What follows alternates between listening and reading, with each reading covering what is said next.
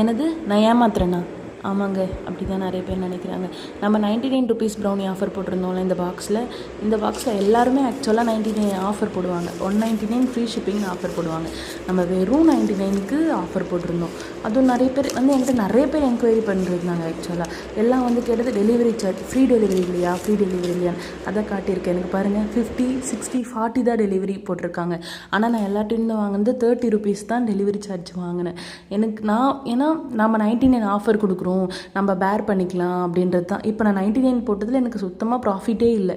ஏன்னா 99க்கு நம்ம கருப்பு கவுனி அரிசி ப்ரௌனி கொடுக்குறோம், நம்ம நல்ல ப்ராடக்ட் கொடுக்குறோம். இதில் நான் எல்லாமே ஹை இன்க்ரீடியன்ஸ் நல்ல இன்க்ரீடியன்ஸாக போடுறதுனால எனக்கு சுத்தமாக ப்ராஃபிட் இல்லை.